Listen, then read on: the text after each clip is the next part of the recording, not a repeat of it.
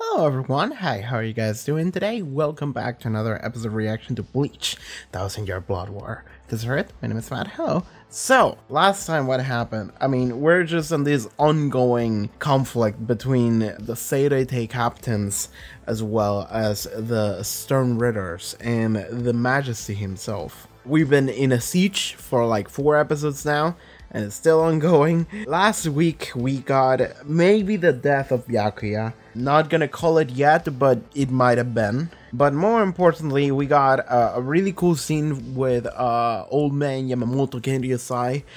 We got to see like a little bit of a flashback of him and his lieutenant. We got to see something really cool, which essentially gave, I don't know if depth, but like a little bit of history and context for these characters. So now we care a little bit more, which I like. And then we got to see old man Yamamoto getting pissed off, just incinerating a guy immediately. And then he just bursts out in flames and just starts flying through the fucking sky. And then at the very end, we got to see a post-credit scene where he runs into Majesty, who's about to kill Kenpachi, and he just steps in and he's like, "Ayo, what's up? Let's fight." And he also names this Majesty. I forgot his name. It was a name that had 6 letters and only one of them was a vowel. It was, I have no idea how to pronounce it. You're whack. Something like that. You're whack. You're Shrek. Okay, Majesty and Old Man are fighting. And, you know, also every episode you see what the title of the next episode is going to be. And there's like a little bit of a tease with a little poem. And the title of this upcoming episode was just the fire. And I'm just like, oh, that's good. That's a good one. So I'm excited for this episode. I am recording this episode a little bit later than I should have. I had a busy week, so I have no idea when this is going to be coming out. I'll try to edit this as soon as possible, but I'm behind on my schedule. Also, on the other side of the story, Urahara Kisuke was about to get fucked up by this OP guy alongside Chad and Orihime, and then someone just sliced him in half and just fucked him up. And we didn't get to see who it was, but we got to see someone appear with a sword. My bet is Onichigo's dead. I have no idea who else could it be, but we'll see. Ayo, do we have any Visors still alive? Like, that's something I'm wondering. Like, any Visor who's not a captain now in Soul Society, are they still kicking? Like that's something interesting about the Aizen fight in Karakura Town, is that I don't actually know who the fuck lived through it. Right? I have no clue. Like, maybe everyone survived, right? Like, last episode we got to see like Hinamori running around with Shinji, so I'm like, okay, Hinamori's alive. And speaking of the Aizen fight, something I did do is that last week, and I kind of cut this from the highlight version of the episode because it wasn't something that mattered too much, but I was wondering, you guys did see Yamamoto missing an arm, and I was wondering, did he just lose that? Or I think he lost it during the Aizen fight. And yes, in fact, he did lose that during the Aizen fight, I think, because I went back to watch Yamamoto versus Aizen, and I got to see that. Again, I mentioned this before, but like every time Yamamoto seems like he's about to do something, they kind of like do some bullshit reason as to why he can't fight yet. During the Aizen fight, there was a dude on a Ryan car who was made just to seal. God, I forgot the name of his. Ryujin Jaka's powers away, and then we defeated him. Old man was cool and just fucking fist fought him or something, and then it was like, yeah, but he have sword vent, so now he's gonna explode. And then Yamamoto like sacrificed like his arm in order to like stop it, and then he also used his arm as like an explosive weapon against Aizen or something. I don't fully remember what happened, and I only glimpsed at that clip, and I was like, okay, cool. I think he lost the arm there. But then simultaneously, Soifon also lost an arm during the Battle of Karakura Town, but she has an arm back here. I have no fucking clue what the deal is with the limbs anymore. I'm just gonna stop asking questions and I'm just gonna watch Bleach. Alright, I think we're getting ready to begin. Patreon, check out the Patreon link in the description below, pop up on the screen. You can support the channel and watch the next 2 episode reactions already to Bleach 1000-Year Blood War, as well as full-length reactions, so you can watch the entire episode alongside me. Alright, let us begin. So, Bleach 1000-Year Blood War, episode 6, let's go. Woohoo, the fire. I don't know who that person is at the end, walking away with the sword. Oh my god, he leaves fire in his walk. Huh? Oh man is pissed. Oh, he's already gone. Holy shit. Just an explosion. Everyone's like, oh yeah. I mean, I'm still worried. Man. Yamamoto is so fucking cool. Shigekuni.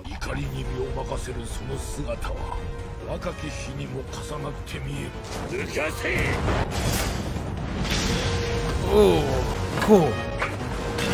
Oh man, this is well animated. Oh man, this is sick. This is sick as fuck. I'm into it.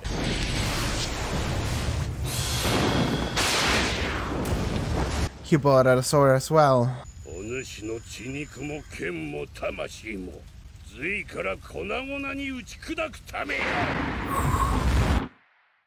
What the? What the? What? What? Okay, he turned off the fire. What the? What did he do? Did he remove all the moisture from the air or something like that? Yes, he did. What the fuck?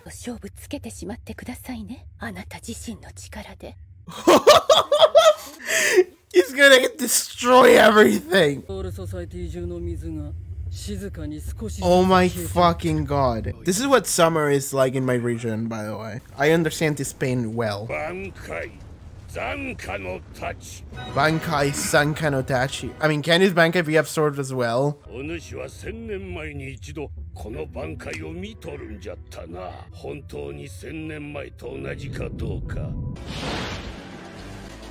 Beep.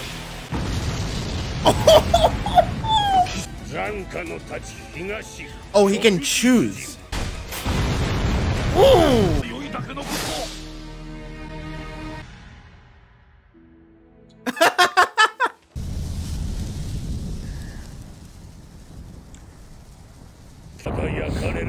Oh my god. You're a bunch of corpses waiting to be burned. That's cold, ironically.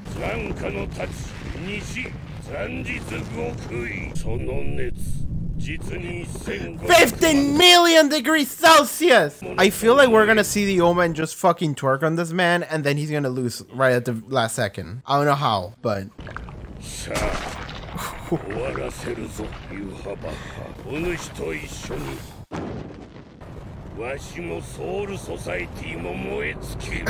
My fucking god. They invade Soul Society, okay. But they were wiped out. Okay, then after 200 years ago. Then they exterminated the surviving Quincy.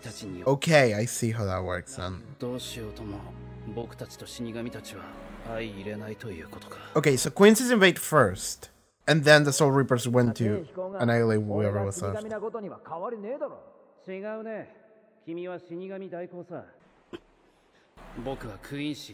What is he thinking about? Is he thinking like, I'm gonna break the cycle? Like he is breaking the cycle? If you were in the presence of a man who's burning hotter than the sun, I feel like you would just vanish. Like... His eyebrow is on fire, by the way. I just noticed.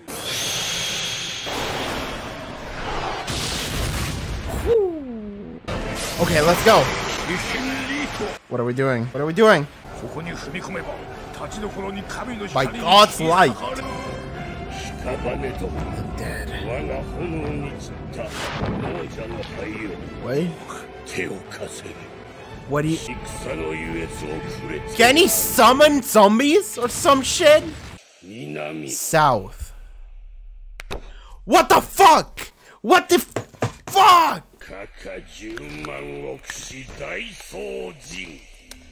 What the fuck? I guess he can do that. Sure. That's insane. And now you're gotta fight the remains of your dead friends. Fight all the Quinces I killed 1,000 years ago. Heating their ashes with my blade. Yeah, these are your dead friends.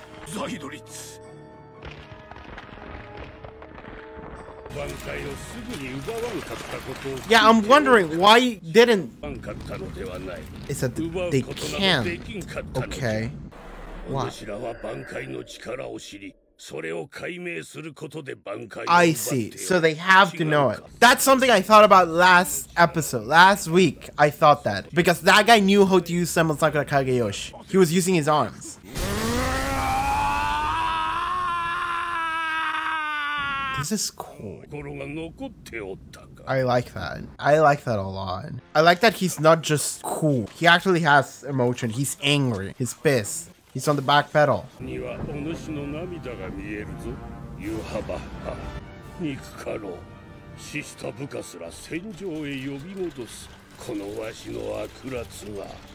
This is dealing mental damage, emotional damage. That's what it's doing. Yeah? Oh man. I like that this is personal friendship. North! What does the North do? I feel like he's just gonna lose immediately after using this. Fucking... Okay. Just an explosive wave. Holy shit. He's gonna be fine. But holy shit. Also, I'm afraid that like now that he has used his Bankai and all 4 versions of his Bankai, now they can steal it. I would love to say that this is the end and we won and we're good, but like I don't think so and I'm worried. Burn the bodies, let's stand up again. That's my advice every time. Just double tap, triple tap, incinerate, like make sure nothing's left. Just... Or is he talking to him to trick him? Yeah, like, if he's being genuine, then what's happening? There's something else going on. Oh, there's a bigger fish! That wasn't him! That wasn't him! Nisimono! It was a fake! Oh yeah, that guy's dead. Well... We saw that bitch! Apparently Ginpachi killed him, but I guess he didn't. God fucking damn it.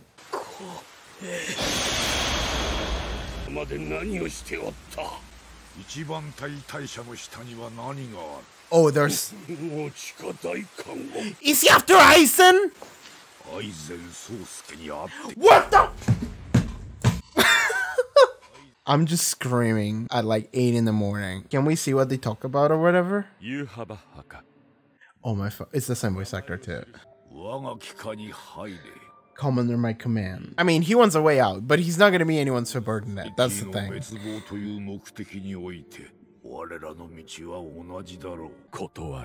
Cool.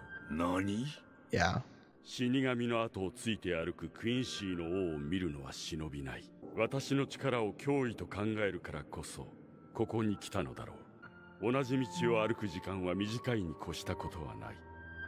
いずれ消すべき相手ならなおさらな。They know his Bankai now. They know it. This. We didn't want to. No other than I could handle it. Okay. Fuck our lives. I mean. Whoa.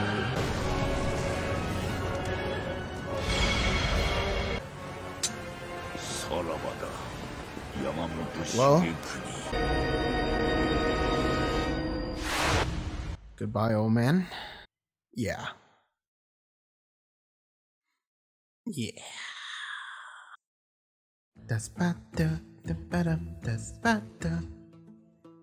Well, that was the fire. He pulled a Karl on him. He just straight up pulled a Karl. Taikubo just took a page out of battle tendency. Why would I fight you myself? He went to talk to... I like that we saw the conversation too. I was worried...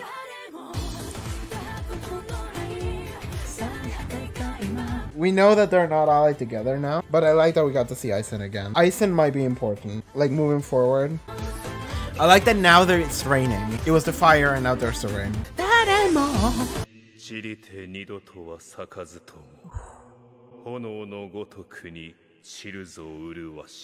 Oh, I don't like that. Born in the dark. That sounds like Byakuya's fucking dead. That sounds like next episode is gonna be the aftermath. Or like he didn't die and he's gonna come back and he's gonna die. I'm out here at like 9 in the morning getting hyped, just screaming about this fight going on. Okay, so that was a fun episode. That was just purely a fight between Yamamoto and a fake.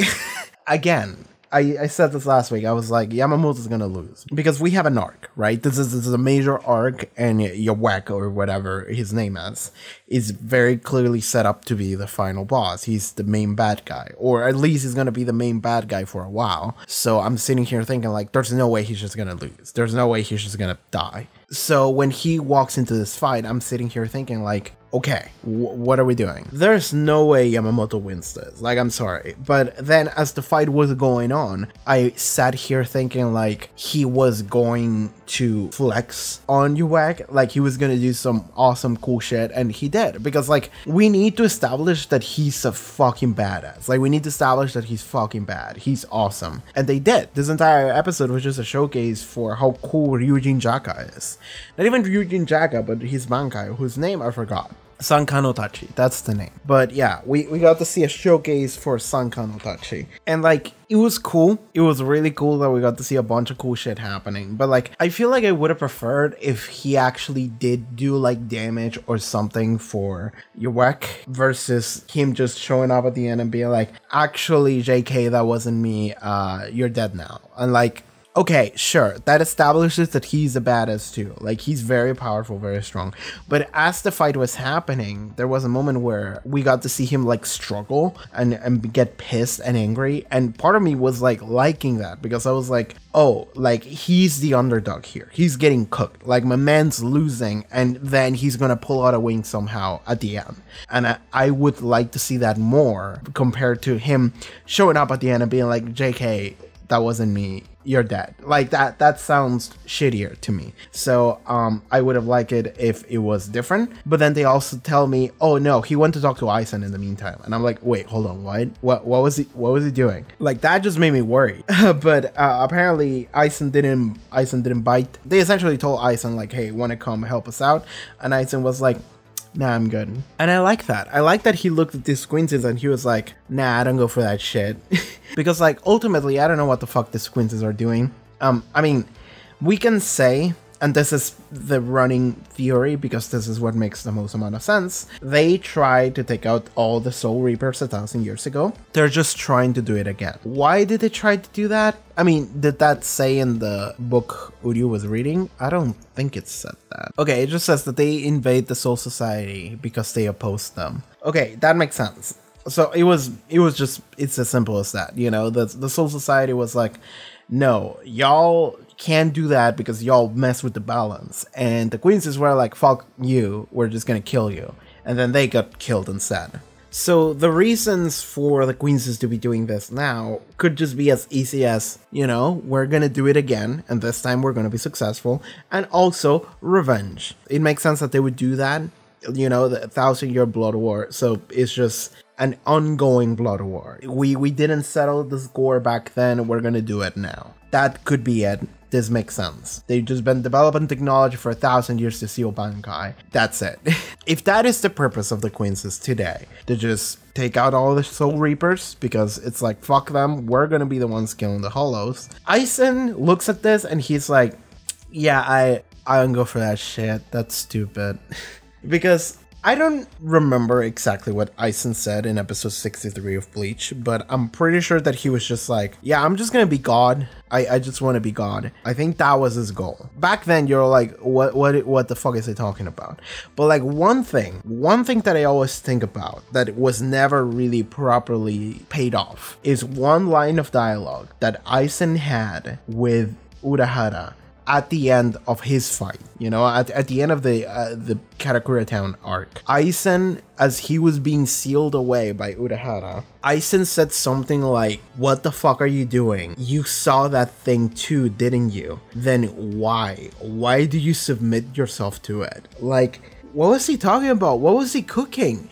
Like that's something that stayed with me, because like I think about it every now and then, and because I still think about it all the time. And like as I'm watching Thousand Year Blood War, I'm sitting here thinking about it, like in between episodes. Like I remember that scene, and I'm sitting here thinking like, I don't know which direction this arc is going to head into, but like Bleach always had stuff that like it was like established like by like a tiny bit, and then we're gonna pay it off at some point later.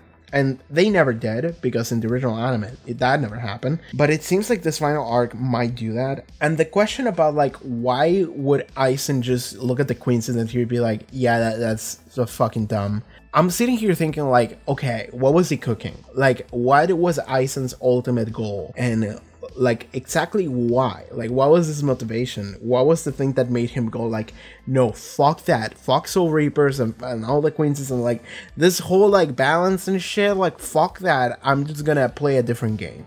Like why was that the reason? I mean, clearly what is implied is that Aizen and Urahara, they saw like God, they stared God in the face, and then they were like, Urahara was like, yeah, alright, and Aizen was like, no, fuck that. And he now wants to take over God, because maybe he saw reality and he was like, yeah, no, this is stupid and doesn't make any sense, I'm gonna make a better reality by killing God first, and then I will make it better. Like, I don't know, I don't know what the fuck Aizen was doing, but that's what I'm thinking. That's what I thought about 10 years ago, right? Like when I originally watched that episode in Bleach, it was over 10 years ago, really. I was like 13, 14. So yeah, it was like 12 years ago. Like when I watched it, I just remember being like, what the fuck is he talking about? And like, I never knew. And at this point, I'm bringing it back because I'm sitting here thinking like something really cool that could happen. I'm not saying it will, I'm saying it could. Is that this war with the Quincy's might just be the launching pad for whatever the arc is going to be later. Because something I do know about Thousand Year Blood War is that it's long. Like I remember I looked up like after like episode 1, I just went and I typed like Bleach arcs by length, and I saw that basically Thousand Year Blood War is like a third of Bleach. He's like, what the fuck? Like that alone is like equally as long as like Wakamundo, or like more. I think it was like more, actually. Let me look that up. Other arcs are like divided into sub arcs. You get Agent of the Shinigami arc, Soul Society, Sneak Entry, Soul Society Rescue, 6.9, nice, and 9.6. So that's like what? That's like 16%, 17%, yeah, like almost 17%. Wakamundo was, well, that's not even that long. Holy shit, that's not even that long in the manga. Holy fuck. I thought Wakamundo was like way longer. It felt way longer in the anime, but I suppose in the manga was much quicker. Yeah, anyway, it's still like, a Rancor is like 7, 10, 15, 19, and then you get into Karakura Town arc. So yeah, it's like 19%, Wakamundo. Thousand Year Blood War is 30%. It's 29.4%. just by counting on numbers of pages. So part of me is thinking like, this is my thought process. We saw Aizen in this episode. They got the same voice actor too. Amazing to see him back. He did a great job as Vanilla Ice in JoJo Part 3. I'm glad to see him back as Aizen because Aizen is a really good character. I really like Aizen as an antagonist. He might be my favorite like anime villain. Maybe. It's like him or like Kira Yoshikage. Kira Yoshikage is really good. But like Aizen is really good. And like he's not good in the sense that like he struggles. He's not a struggler. And that's the reason why I like Kira. Aizen is like the opposite. Aizen is the bastard who like you think you got him and then he's like, JK, I won. And that sounds like bullshit. That sounds like something that shouldn't be enjoyed. And that sounds like poor writing. But when he, again, I always think back to the zine where he like, they all do like a 7 people combo attack on Aizen and it's really fucking cool and it's amazing and you think they got him and then he's like, actually you stab your friend and I'm gonna kill all of you now. And then he does. And then the episode ends. And like the part when they ask him like, when do you use Kyokasugetsu? And he was like, when wasn't I using Kyokasugetsu? Like, what the fuck do you think I'm doing here? That was so good. Because it's so fucking my brain comes from like a writing perspective. It goes like, that sounds like bullshit. That sounds like you're just stealing something from the audience by introducing something stupid that he just like wins and that's it. But then my other part of the brain is like, that was so sick though. That was so fucking cold. And I think that part of my brain wins. So the thing about Aizen is that we see him again here. And the fact that he was introduced again, because like they could easily just not done that. They could have easily just have him, like, we didn't need a reason for Yowack to just not be in the fight. So the fact that Tite Kubo was like, no, he was talking to Aizen, and then we get to see what they talked about, makes me think, okay, this is gonna matter. I'm not sure on what level, I'm not sure to what degree, but I think that interaction is going to matter. And what I'm thinking about is that the way it's going to matter is that we get to see what Yowack is about and what he's trying to do. And then we get to see what the Shinigamis are about and what they're going to try to do, which at this point is just winning and surviving. But then Aizen is also another third party who's sitting here and he's like, yeah, no, that's dumb. And that is the part that's very interesting to me, because I'm sitting here thinking like, why? Why did we see that? It's like, why is he saying this? So now I'm latching on to, and again, because I always remember what he said when he got defeated, I'm sitting here thinking like, that's gonna come back. Like, that's gonna come back somehow. We're gonna learn more about the mythos of the world of Bleach, about the way the universe works. We're gonna see God. Like, when that happens, we are... Like, I'm thinking to like Gantz here. I don't know if any of y'all ever seen Gantz, or not seen, read Gantz, because this is manga only, but at the end of Gantz, they actually meet God, like straight up. And Gantz is wild. Gantz is a fucking wild ass piece of manga. You don't have to like it, and I understand a lot of people might not, but I read that shit when I was a teenager, and therefore I know how it goes and I enjoyed it. But like at the end of Gantz, they meet God, and God is like this like weird humanoid giant alien kind of thing, but it's like more than one body, and also its like form is constantly morphing and shaping, and like its head becomes different heads. So it becomes like Gandhi, it becomes Hitler, it becomes a cat, it becomes a bunch of weird things across like history and just biology or whatever. It just morphs into weird random shit, and it just essentially gives you like all the like wisdoms of the universe. It tells you like, oh yeah, resurrection is a thing. Not really, but there's like data that when you die it gets re-uploaded to somewhere else. Like, it just tells you all the machinations of the universe, and it's like, what? And then Gantz ends. And it's like, it's wild. And I don't know why I'm thinking back to that, and I'm thinking like, man, if Bleach did that shit, I don't know how I would feel about it. Well, if they did that shit, I don't think it would be nearly as wild, because Gantz was insane, so they wouldn't do that. We wouldn't see God being Hitler in the world of Bleach. But like, I always think back to Aizen being like, that thing, why do you submit to it? And I'm like, what is he on about? What did he mean by that, Urahara? And nobody asks him. Like, nobody asks Urahara, like, what was he talking about? And he never explains. God, Bleach is always this fucking piece of shit show that like every time like someone says something that it has like implications of like, wait, what are they talking about? They never explain it. And like, I'm sitting here like at the edge of my seat being like, please, 1,000-year blood war, just please pay off some of the shit that you set up with like Ichigo's dad, with like Uryu's dad, with whatever the fuck Aizen was cooking. Like, I don't fucking know what was happening half the time in Bleach, and I'm sitting here like, please man, just give me something. Sorry, this discussion has so far been talking about nothing about the episode. I've just been talking about Aizen and theorists, but like, this episode was entirely about Yamamoto fighting not Yowack. It was a fake. It was an Izumono Daio.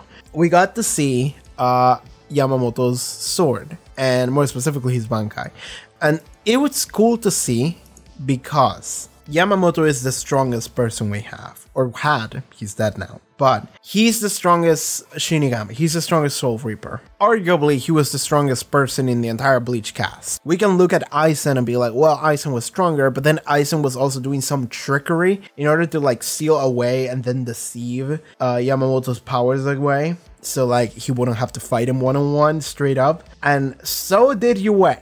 You know, and like it feels like Yamamoto was such an overpowering massive force that no one wanted to fight him head on. Like everyone was like, yeah, no, I'm not about that. I'm just gonna leave. I'm just not gonna let you. But then at the same time, well, something I was thinking about is that Yamamoto says, oh, you need to understand a Bankai before you can steal it. And then Yoek steps in at the end and is like, actually, we just didn't want to steal yours because we just wanted to let you use it.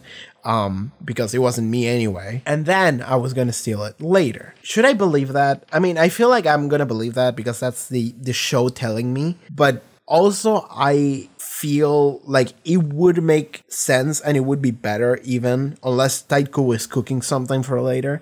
But it would be even better if he was just like, no, like we actually did need to understand it before we can steal it. And that's why we let you fight a fake. Because then he used all directions. He used east, west, south, north in that order, right? Because east was, okay, the blade itself absorbs all the flames, and then the tip of the sword fucking fucks you up. It's just all of the destructive forces in the tip of the sword. Then is west, which is, I have 50 million degrees Celsius power armor, by the way. Okay, give me a second here. There's a Google search I need to do. How hot is the sun? He was as hot as the core of the sun. 15 million degrees Celsius. That is as hot as the core of the sun. I'm not a scientist. I don't work at NASA. But I feel like if a man was as hot as the sun, I feel like you wouldn't be able to be in his vicinity. I feel like there wouldn't be a vicinity.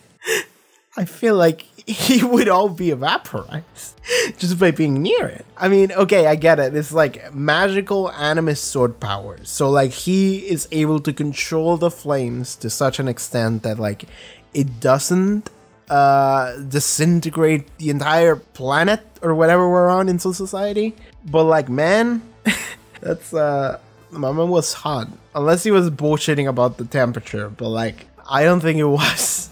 Anyway, that's the west one. I'm just gonna say I think the west one is the more powerful of the Sanka no Tenchi directions. I'm gonna say west is the most powerful one. Okay, then you have south, which is just crazy. Like, what the fuck? Like, my man can do everything, right? Like, south is like, okay, the ashes of every person who has ever been incinerated by my sword becomes a skeleton body, and I can summon them back to fight you. And also, it seems like it has a form of like, not hypnosis, but something that does to you. So you can see it as the people that they used to be. So, okay, you can do mental damage to someone. This power seems only very situational against an enemy who you've fought before and kill all of his friends. Because what he was doing with it was essentially inflicting mental, emotional damage. Which is, it's fine, that is a valid tactic in battle, you know? Like, I've been playing Gundam Evolution lately, and in that game, sometimes there's an enemy Exia who's on my ass, and then when I kill him, I like put like a spray, like a little tiny spray of like some food or something on the floor next to his body. So then he gets pissed and then he comes after me again, and then he's careless, and then we get the objective and then we win. See? You have to think on more layers than just practical. You have to think about like mental. So Yamamoto, he knew what he was doing. And then he used the north one, which I don't fucking know what the fuck the north one was, but he just swung and then shit just exploded and he won. But that turns out that wasn't him, and then he didn't win. But like, now that he did that, I'm sitting here thinking like, okay, now we know how his entire Bankai works. Now he's ready to die. And like, I'm sitting here thinking, because he mentioned earlier, like, oh, you need to understand your Bankai before you can steal it. I'm sitting here thinking, like, now that he has used all of it, they all understand how it works, so they can steal it now. But no, the reason why they didn't do it is because Yoek was the only person that could do it, because he's the one powerful enough or whatever. You believe it because it is telling, because he doesn't use Yamamoto's Bankai against him. He uses his own Quincy powers. Yeah, like a giant, like, bow. An arrow like shows up in the air and shoots down, and then it becomes a sword, and then he uses that, and then it kills him with that. He doesn't use Sanka no Tachi. He only uses his Quincy powers. So you have to believe that he's powerful on his own without Sanka no Tachi, which is the most powerful Bankai we've ever seen, and now he has it too. cool. But you know, if previous events is any indication about what's gonna happen, Ichigo is just gonna gain another bullshit power out of nowhere and he's just gonna one-shot him or whatever for, I don't know, plot reasons. We'll see. I'm just memeing now. I have hopes for the future because this fight was really cool and what they're doing with 1,000-Year Blood War so far is incredibly cool. But now Yawek, I mean, he killed Yamamoto. I'm pretty sure Yamamoto's dead. I called it before it even, like 3 episodes ago. I was like, he's gonna fucking die. He's gonna eat it. And now he seems like he did. God, the coolest moment was when he absorbed the moisture from the air and everywhere in Soul Society. Like everyone was like, my skin feels dry. Oh, my lip is dry. Like the guy who stole Daigo and Kyorimaru is like, Hoshido was like, you can't use Kyorimaru anymore. Like it's just melting. And it's like, yeah, like he made everything so fucking hot. Everything is evaporating. And I was like, man, I certainly understand that feeling because that's what my city is during the summer. I'm so thankful we're finally out of there. But god fucking damn it, January fucking sucked for me. But yeah, this was just a showcase for Yamamoto before we have to say goodbye to him. So rest in peace, Yamamoto Genryusai. It seems like Byakuya is gonna be going out next week as well. Just based on this Born in the Dark tease for next episode. Byakuya is the one talking. A petal falling, never to bloom again. Okay, that to me is as big as a confirmation as it can be, you know? Without actually showing it. And also in the image that you can see at the top, it looks like Byakuya, like his mouth and his hair and petals falling. Yeah, I think he's dead. I think he's like, I think he died. And then next week we're gonna get a scene where he dies in Ruki's arms or something. I don't know. Fuck our lives.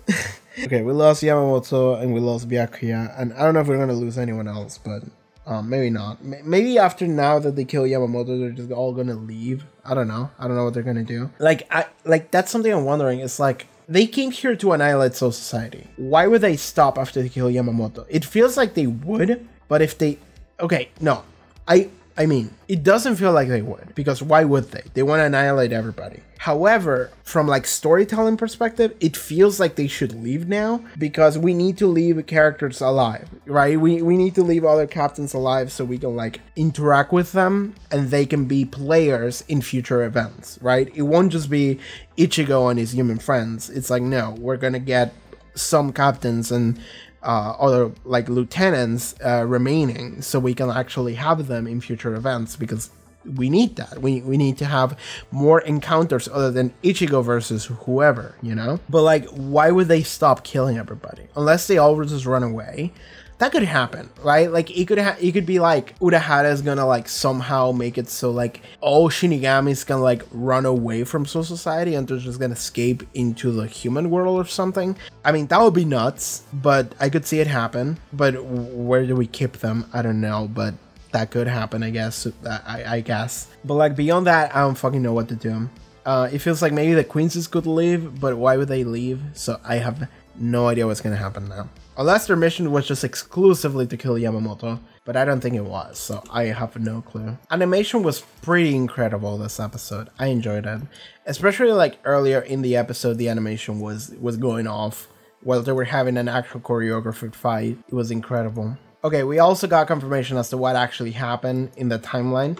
1,000 years ago, the Quincy's invaded Soul Society, and they lost. And then 200 years ago, Soul Society decided to go on an extermination for everyone who was left alive. That's 800 years of leniency that you gave them, but sure. A bunch of Quincy got exterminated, but not the ones that they needed to exterminate, and now they're back.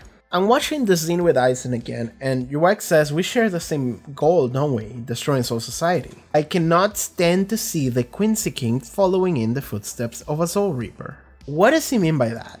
Is it the fact that now they use swords and whatever? I mean, something as basic as that.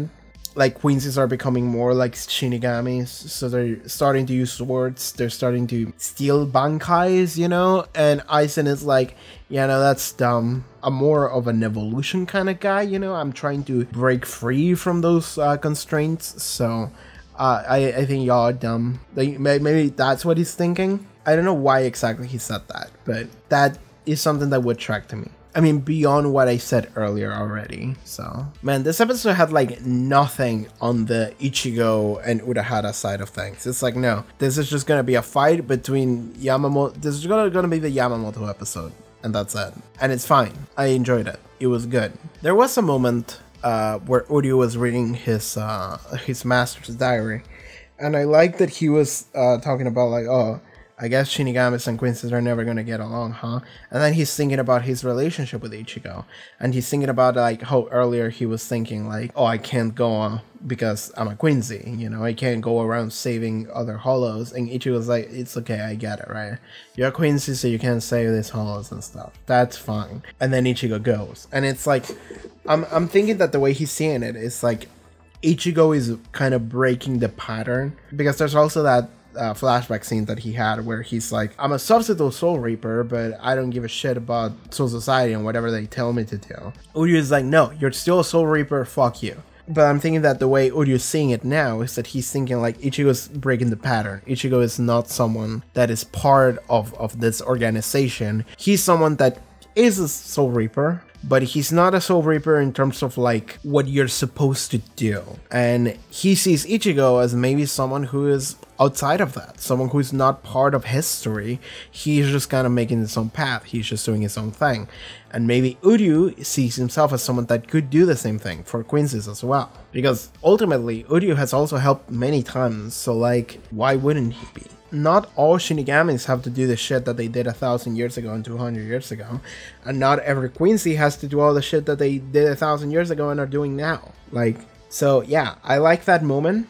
It wasn't explicitly stated, but I think I can read between the lines, and I like what I see, so that's cool. Okay, I think that's gonna be it for this episode of Bleach Reactions, so thank you so much, you guys, for tuning in. See you next week. Alright everyone, thank you so much for tuning in to this 1,000 Year Blood War reaction. If you'd like to watch the next 2 episode reactions, you can already do so over at the Patreon. Check out the link in the description below, social media, all sorts of cool stuff that I do, and I'll see you guys next time. Take care everybody, bye bye.